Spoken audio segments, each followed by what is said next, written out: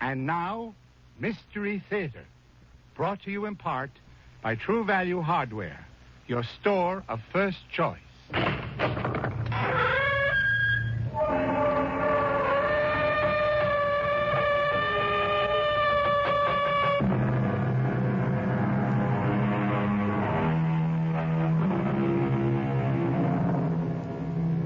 Come in. Welcome. I'm E.G. Marshall. The world, it is said, has changed over the centuries, but people have not. Perhaps this is because all too often the human heart is more intent on seeking its own pleasure, satisfying its own selfish needs, than giving thought to others. But there is innocence, too, and love, and selflessness. And it is the interplay of these good and evil forces that form the warp and woof of the strange and horrifying tale I bring you now. Listen. Oh, Murray, I tell you it was Chris. I talked to him. Chris is alive. Andrea, Chris is dead. No! Whoever is buried in that grave, it isn't Chris.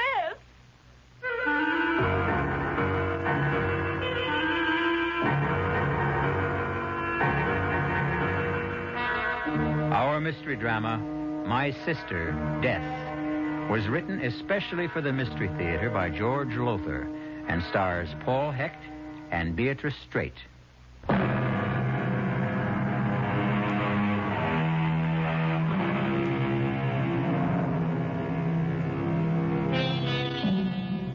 Come with me now to a cemetery near New York City. It is late afternoon. An afternoon of gloom and drizzle and cold, damp fog. Two women, half shrouded in the fog, walk amongst headstones that rise like white bones in the gray of the afternoon. They are sisters, these two, Andrea and Sybil Carter, and they are walking toward a certain grave. Really, Andrea, it seems to me we could have skipped visiting Chris's grave today. You needn't have come if you didn't want to, Sybil. When we buried our brother 2 weeks ago, I vowed to visit him every day. And that's what I'm doing. But you can't go on doing this the rest of your life. Even Murray has asked you to be reasonable about it. Yes, come once a week, he says, or once a month. Well, you know what that would lead to. Coming not at all. No. I love Chris more than anyone else in the world, and I'm... Who's that? What? Someone... A man standing beside Chris's grave. Can just make him out in the fog. I don't see... Oh, yes. A man standing with his head bent as if he were praying. Shh. He's raising his head. He's turning towards us. Sybil. Oh, Sybil, my God. My God, it's Chris. Oh, Andrea, don't be silly. It couldn't possibly be. It is. I'm telling you, it's Chris. It's Chris. Andrea!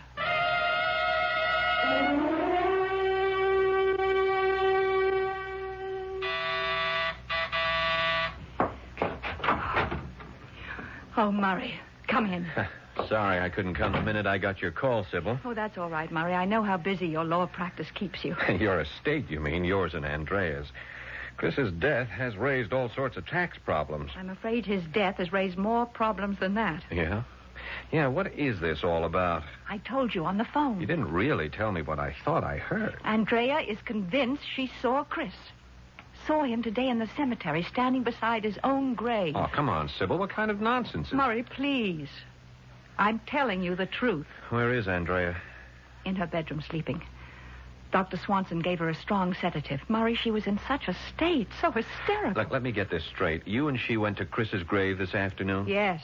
We were walking toward the grave when we noticed a man standing beside it. Then there was a man? Oh, yes. I saw him, too. He was standing beside the grave with his head bent, as if he was saying a prayer or meditating or something. I had just said I wondered who he could be when he raised his head and turned towards us. Huh. That was when Andrea started to scream, "It's Chris, it's Chris." And then she just fainted. Went out cold. Who was the man? I don't know. Well, what do you mean you don't know? You didn't see his face? You didn't talk to him? It was a foggy day, Murray. It's been foggy all day, and out there at the cemetery it was very foggy. I could barely see his face. And so, if it comes to that, neither could Andrea. Well, this is the strangest thing I've ever... Tell me, has Andrea had any other brainstorms like this one? Well, has she? Well, Murray, Now, look, sweetie, I'm your attorney, yours and Andrea's. If something not quite right is happening, you can tell me. In fact, you'd better tell me. Oh, Murray. You're more than just our lawyer. You know that. It's no secret that Andrea's in love with you, and that I am, too. And that I'm in love with both of you and can't make up my mind between you. But what has that to do with it? Oh, she'll pull herself together sooner or later and straighten out. Chris's death was a terrible blow to her, that's all. It was a blow to you, too, wasn't it? More than a blow, Murray. A puzzle. I still can't figure out how he could have fallen over a railing nearly chest high. 18 stories to the street below. Frankly, I keep wondering about that, too. But about Andrea now. Murray, the truth is she's been acting very strangely. What do you mean, strangely? Well, imagining things. Like Chris this afternoon, and, well, a few days we went shopping downtown, and I took the Bentley. When we went back to the parking lot to get it, Andrea looked shocked when the attendant brought it around. Why shocked? Well, she swore up and down that we'd driven into town in the Jaguar. That's crazy. Murray, please don't say that. Don't even use that word. Something even stranger happened last night. What? Well, we'd had dinner here in the apartment. And Andrea said she was going to walk down to the corner to mail a letter and get a breath of fresh air. I stayed at the table having another cup of coffee. Well, when she came back from mailing the letter... You couldn't have gotten much fresh air in that short a time. Fresh air? What are you talking about? What is all this? What's all what? Well, the table. The food, the dirty dishes. What do you think it is? I'm asking you. What is this? Oh, it's what's usually left after two people have had dinner. What two people? Oh, Andrea, come on now. Will you answer me? What do you want me to say? We had dinner. You went out to mail a letter and get a breath of... Andrea, what's the matter? We did not have dinner here. We didn't. We had it at Delahanty's. See, just like we used the Jag instead of the Bentley the other day. Now, what kind of a crack is that? No crack. Andrea, no crack. All I'm saying is you're imagining things again. And... I did not imagine the Jaguar. I am not imagining this. You and I had dinner at Delahanty's, not here. In that case, Andrea, where have you just come from? Come from? You went out to mail a letter and get a breath of fresh air. You said you just came back. You just now walked through the door. If that doesn't prove... You're forgetting the earring. Earring? What earring? Here, look. You can see for yourself I've only got one earring on. Well, you must have dropped it when you... That's exactly what I said less than 15 minutes ago. When we got home from Delahanty's and were getting out of the car, I said, Sib, I've lost an earring. One that's from that jade pair that Murray gave me for my birthday. I said I wanted to search the car. And that's what I've been doing. I haven't been out mailing any letters. I've been searching in the car for that jade earring. Damn it, Sybil, don't look at me as if I've lost my senses.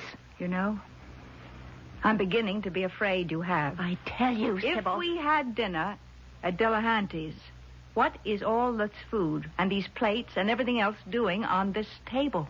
I don't know. Well, darling, I do. We had dinner here. No. I'm certain we couldn't have. What are you going to do? I'm going to call Delahanty. He saw us there tonight. He came over to our table and chatted with us. We'll soon see whether we dined there or we didn't. Andrea, dear, please. You're simply going to embarrass yourself. Delahanty's. Del, is that you? Yes, who's this? Andrea Carter, Del. Nice to hear from you, Miss Carter. Calling for a reservation? What? We're pretty full up, Miss Carter, but I'm sure I can arrange something if Del... Yeah? Del, My sister and I. Didn't we have dinner at your place tonight? You put me on, Miss Carter? We didn't dine there tonight? If you did, I didn't see you. Thank you, Del. He says we weren't there tonight. Darling, we weren't. Then I did imagine it all. Afraid you did, yes. But it was all so real. Sybil. Sybil, I'm going out of my mind.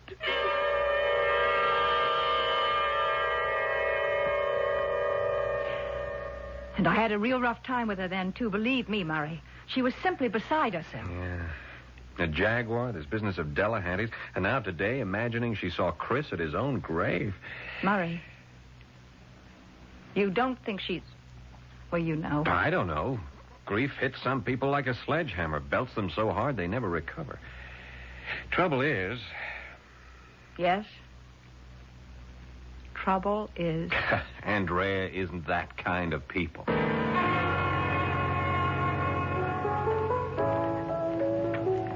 Well, Mr. Redmond, Hello, Del. nice to have a future New York DA at my bar again. That'll be the day. That I make a district attorney, I mean. Me? I'd bet on it. You drink okay? Perfect. Long time no see. You've been busy, I guess, huh? Very. You too. I see Delahanty's is just as crowded as ever. I got no complaints. Carriage trade mostly. People that wouldn't go anywhere else but Delahanty's to dine and dance or just have a drink at a bar. Or gamble. How is that? Gambling does go on in the back room, doesn't it? Where'd you get an idea like that, Mr. Redmond? Oh, I have ways. If I'm going to help you win your bet and become DA someday, I got to keep on top of things, wouldn't you say, Del? Yeah. Well, nice having you with us again, Mr. Redmond. Hope to see more of you. Yeah. Before you go, Del. Yeah? A friend of mine, a lady friend, mentioned she thought she'd lost an earring here one night. An earring? Yeah, a jade earring. Would you know something about it, maybe? No, but we keep a lost and found box right behind the bar. Eddie, give me the lost and found box, will you? If it was lost here, Mr. Redmond, and we picked it up, it's sure to be... Oh, thanks, Eddie. There we are. Let's see. Gold cigarette lighter. Look at them rings dames leave them in the powder room. Money clip. Oh, here. An earring. This what you're looking for, Mr. Redmond? Yeah. Yeah, this is exactly what I'm looking for, Del. Well, hey, that look on your face. You look like you found a lot more than an earring. I have, Del. I have.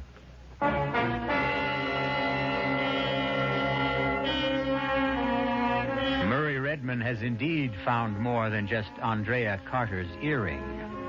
He has also found that she didn't imagine dining at Delahanty's. Nor then, in all likelihood, did she imagine driving into town in the Jaguar. The Jaguar which unaccountably turned into a Bentley. But as for imagining or not imagining her dead brother standing beside his own grave, well, we'll get closer to the answer to that when I return in a few moments with Act Two.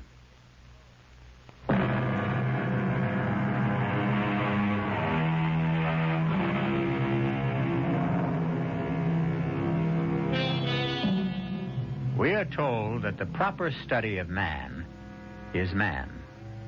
Personally, I prefer to study women.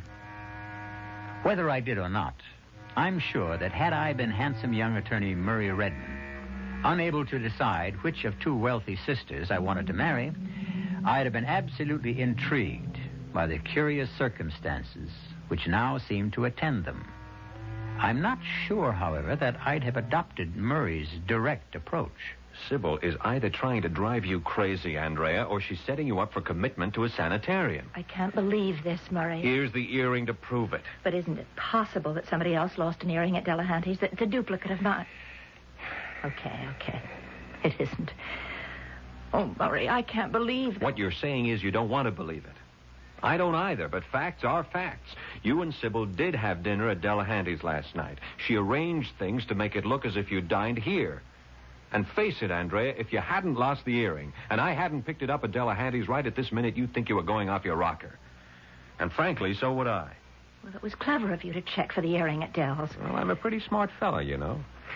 Smart enough, anyhow, to smell a rat when I come across it. Like this dinner business or the car nonsense or Chris standing beside his own grave.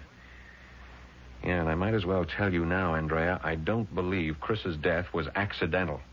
Murray. No one could have fallen over that railing.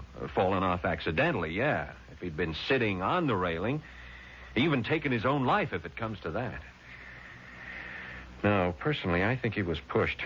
Murray, do you realize you're accusing Sybil of murder? I do.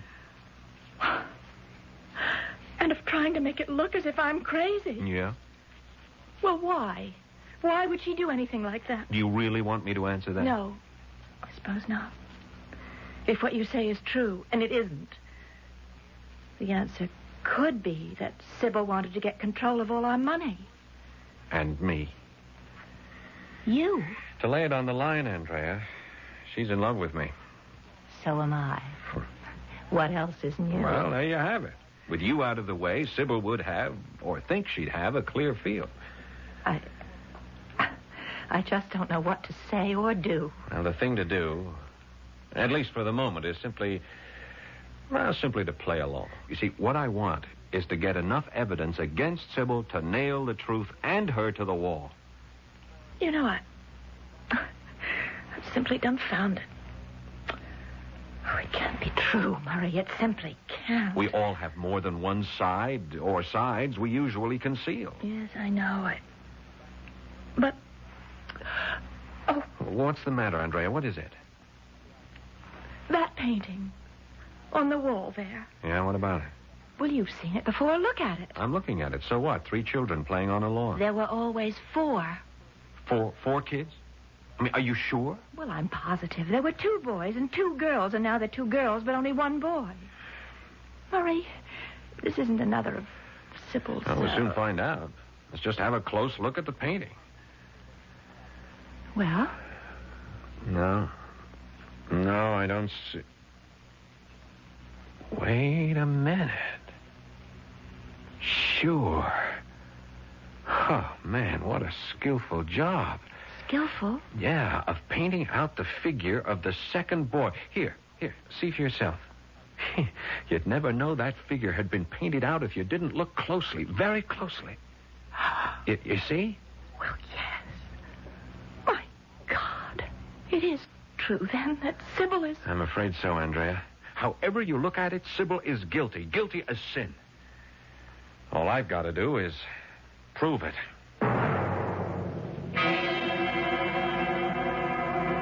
You get the hell out of my office, Redmond, or I'll throw you out. Cool it, Del. Just cool it. Cool it? You come in here and call me crooked, accuse me of pulling some kind of fraud, and then tell me to cool it? All right, let's say I advise you to cool it. Look at this.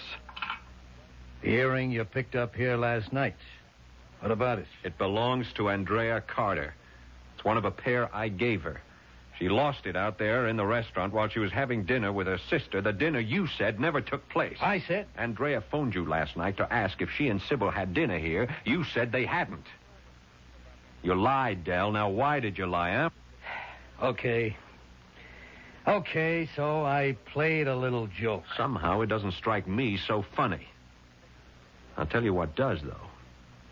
Why you and Sybil Carter teamed up to play this little joke on Andrea. Teamed up, me and Sybil Carter? What else? Look, Del, take a lawyer's advice. Open up. Spill everything. And do it now. Cop a plea? Like that? Something like that. Chris Carter, the brother. Yeah?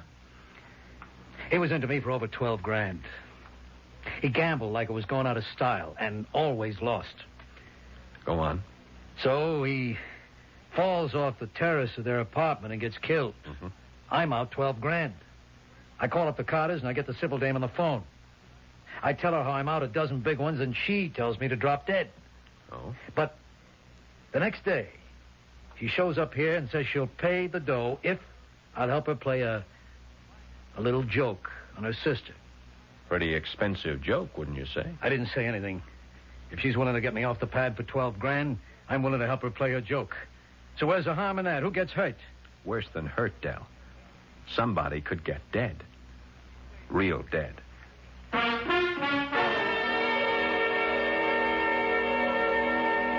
Dell broke down and told you the whole story. Just like that? It surprised even me. I guess he's not as tough as he looks, or acts. Fact is, though, that earring of yours stopped him cold. I had him dead to rights, and he knew it. Murray. Yeah? I want to face Sybil with this. Face her right now. She's bound to try another trick, and probably soon. Mm-hmm. And that could be the one that hangs her. If it weren't for you. Oh, Murray. I'd be out of my mind. I'd be stark raving mad this minute. No, you wouldn't. No, you're too level-headed for that. Well, forewarned is forearmed. You know what Sybil's up to. We both do. So she can't win, Andrea. Murray, when this is over, let's get married. I couldn't make up my mind which one of you I wanted for a wife, but I guess I can now. Andrea, I definitely can now.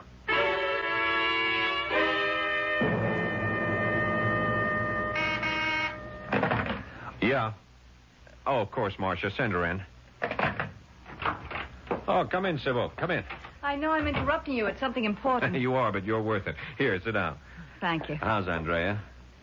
She's my reason for being here, Murray. Well, what do you want to tell me? Murray, I'm worried about Andrea. Terribly worried. You mean her nervous attacks? But they're more than that, I'm afraid. What you call nervous attacks seem more like delusions to me.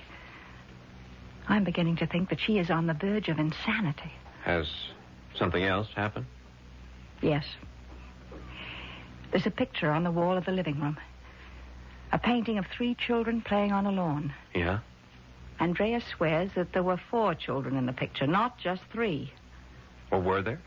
4 children in the picture, I mean. Well, of course not. There were always 3.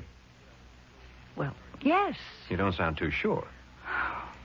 What I'm trying to say is, well, I couldn't swear in a court of law that there were always 3 children in the painting. Well, you know how we look at things after a while without really seeing them. What I am saying is that if there are 3 children in the painting now, then there must have always been 3, not 4. Makes sense. Which Andrea's saying that there were 4 doesn't. That, combined with everything else that's happened since Chris died, has got me worried. It's something to worry about. So what I came to ask you, do you think I ought to get her to consult a psychiatrist? Might be a good idea. Would there be any danger in it? Danger? Well, I mean, if she went to a psychiatrist and he discovered that she was seriously ill, I mean, really insane, would she be committed or something like that? Well, it depends. On what? First of all, whether she was dangerous to herself, others. If he felt that she was, he'd certainly recommend placing her in a sanitarium where she could be cared for and perhaps, in time, cured. If that was to happen, if he made that decision, you'd have to sign papers of commitment. Oh. Would you? I don't suppose I'd have any choice, would I? Oh, there's always a choice. Another thing. If anything like that were to happen, what about the estate? You know as well as I do, Sybil, that you'd be in complete control. Well, no, I didn't know. Your father's will divided his fortune equally among the 3 of you. You, Andrea, Chris. You and Andrea came into Chris's share when he died several weeks ago. If you signed papers certifying Andrea as insane, she would be declared incompetent to handle her affairs, and as next of kin, you'd take over for her. You didn't know that? As I said, I don't know much, if anything, about these things. That's why I came to see you. Yeah. Well, now you know.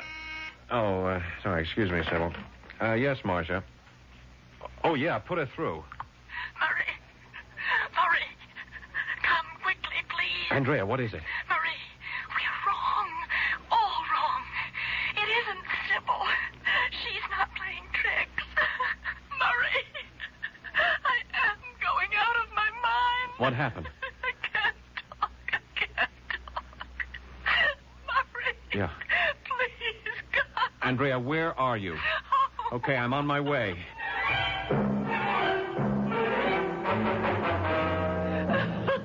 Andrea, you've got to get control of yourself. What is it, dear? What happened? I went to the cemetery to visit Chris's grave. Yeah, I know that. A man was standing beside the grave like the other day, Sybil. Yes, dear, yes. And like the other day, as I walked towards the grave, he lifted his head and looked straight at me. It was Chris. Honey, the man we saw the other day wasn't Chris. And neither was this one. It was Chris. The way you sound, you sound as if you actually believe. I do believe it was Chris. He talked to me. What? He said, as I came towards him, he held out his arms to me and he said, "Hi, sis. Thanks for coming." And it was his voice? His voice. His face. Oh, Murray, I tell you, it was Chris. It was Chris. To the life.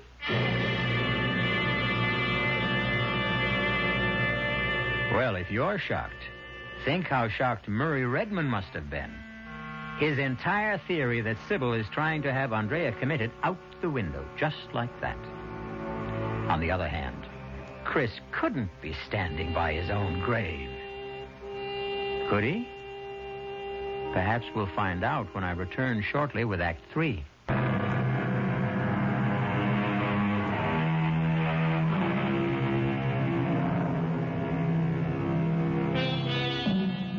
It is almost axiomatic that at those moments in life when we are absolutely sure we are right, something happens that shocks us with the knowledge that we are absolutely wrong. Assuredly, that is what has just happened to Andrea Carter and Murray Redmond. Convinced that beyond a shadow of a doubt, Andrea's sister Sybil is trying to set her up for commitment to an asylum, they are stunned to realize that this may not be the case at all. But, Andrea, what you're saying is impossible. It couldn't have happened. Oh, I tell you, it did. Murray, I'm going to phone Dr. Swanson. Okay.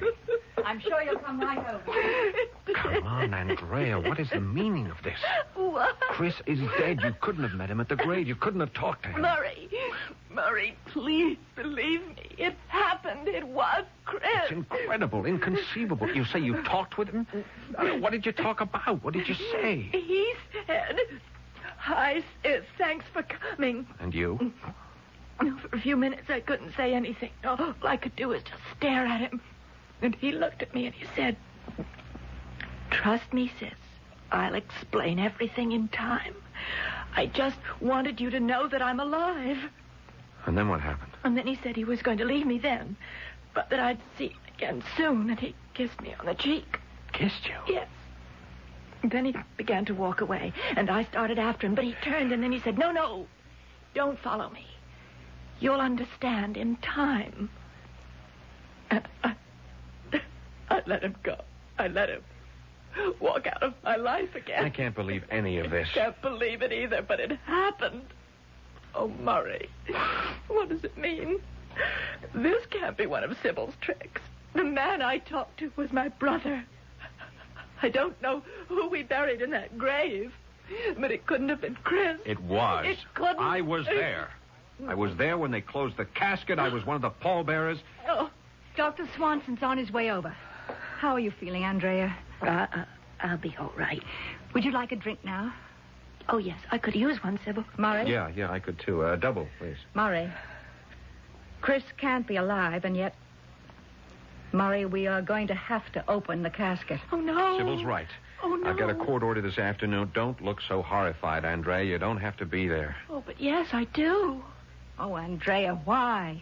Because I know what you're thinking. Both of you now. You're thinking I'm out of my mind. I don't. You must. What I've told you is crazy.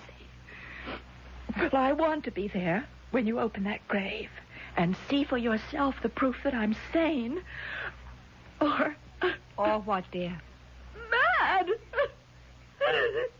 Stark mad.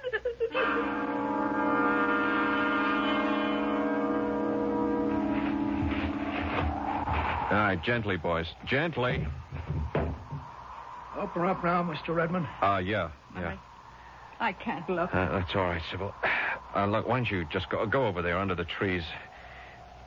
You don't have to look either, Andrea. I must.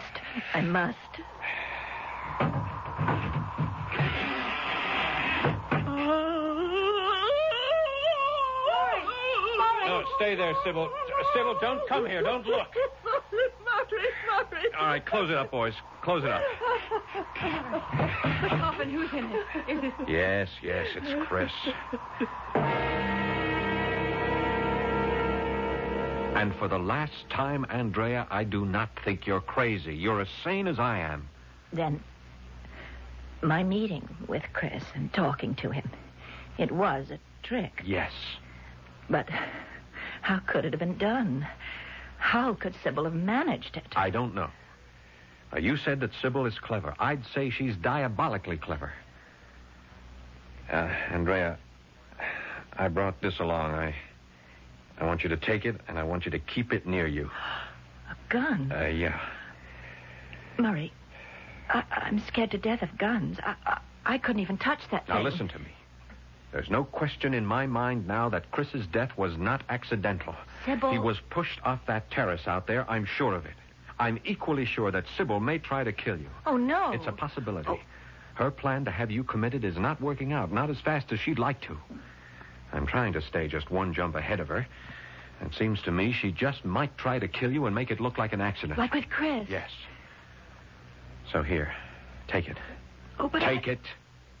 And keep it near you at all times. You understand? At all times.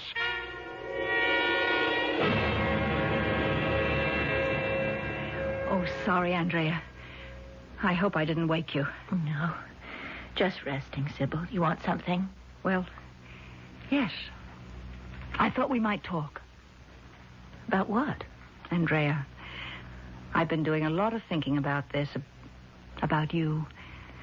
And I think you ought to see a psychiatrist. Oh. So does Murray. Anyhow, he doesn't think it would be a bad idea. You've discussed it with Murray, have you? I love you. Murray loves you. It was only natural I should go to him for advice. You are lying, and you know it. What are you talking about? You are either trying to drive me out of my mind or trying to make it look as if I am so that you can have me committed. Andrea! Everything that's happened to me since Chris's death, which was no accident, Sybil. You killed him. Everything that's happened since then. Every strange, incredible thing. That business with the cars, the dinner bit. The painting with only 3 children in it instead of 4. Oh, yes. And even my meeting with Chris.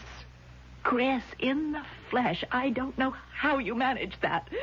But it's all been arranged. Every single thing arranged by you. Why should I do such things to you? To get control of the money that we share jointly. To get Murray for your husband. You are out of your mind. To think that I would do anything so vicious, so depraved. Yes, vicious and depraved. You. And when I realized it, when I could no longer hide it from myself and had to face it, that my sister, the sister I loved devotedly, had murdered our brother. Andrea. And was now tricking me into thinking I was going out of my head. When I realized that, Sybil, I didn't want to live anymore. I wanted to die. Oh, Andrea, I wanted dearest. to die. What are you doing? Murray gave me this gun to protect myself with against you.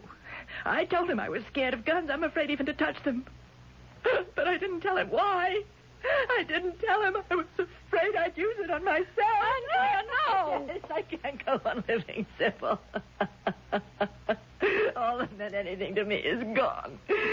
Chris is dead. You've turned on me. You want me dead and out of the way so that you could have the money and Murray. All right, then. You shall have what you want now. Give me that gun. Give me your bicycle. No. Give it. Sybil. Sybil.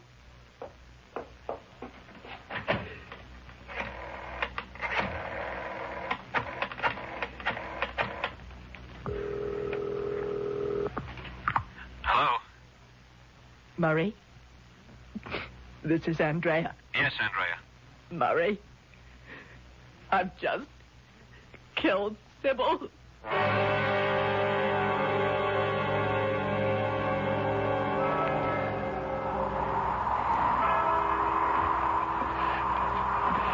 Shall we go now, Andrea? Andrea, dear, the funeral's over. So is my life. They're both down there now.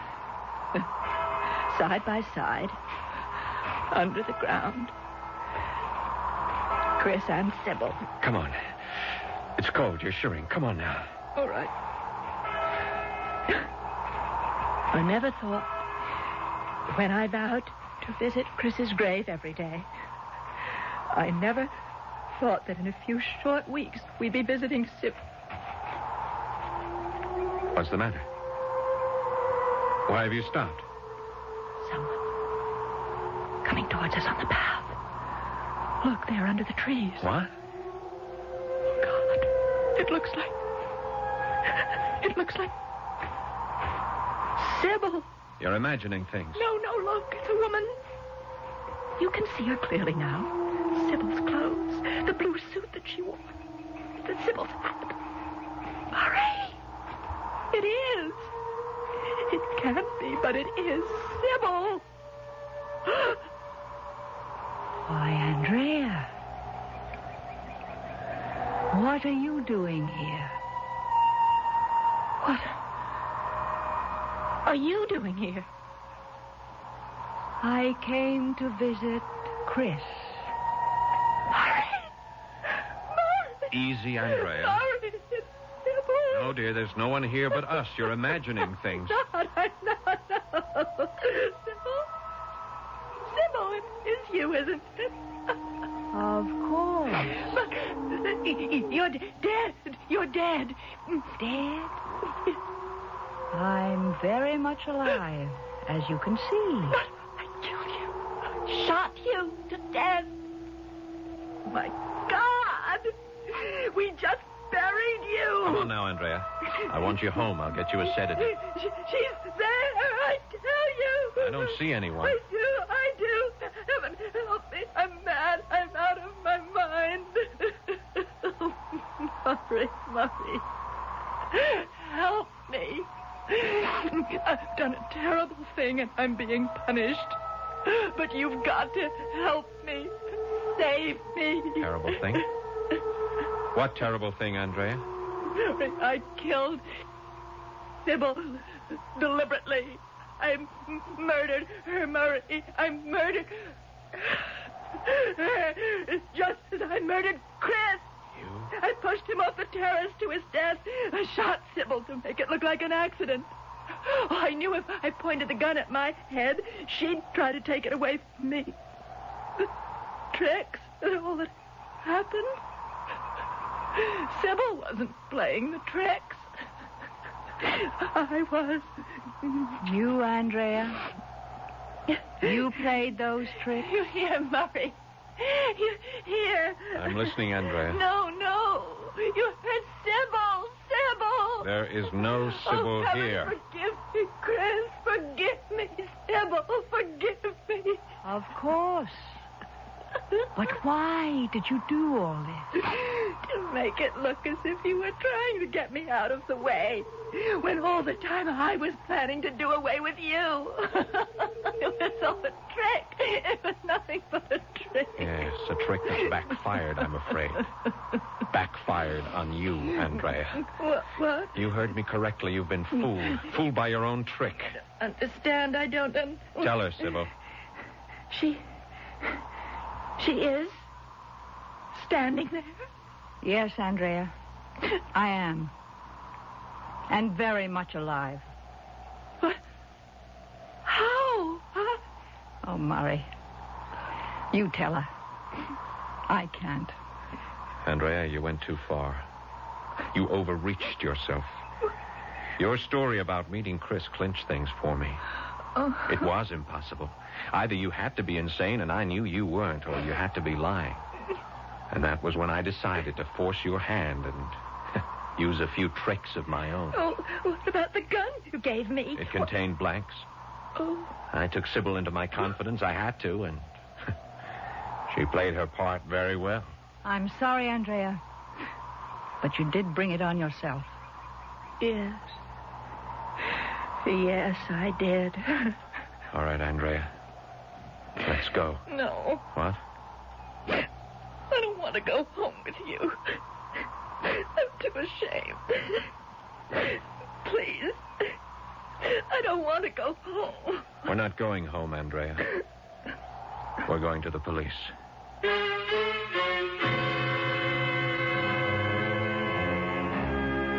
As I said at the outset, the world changes, but people do not. There are those who believe this planet we inhabit is a school where we are sent by God, by Providence, what you will, to learn to be better. Experience, of course, is the teacher, a harsh teacher, but an effective one.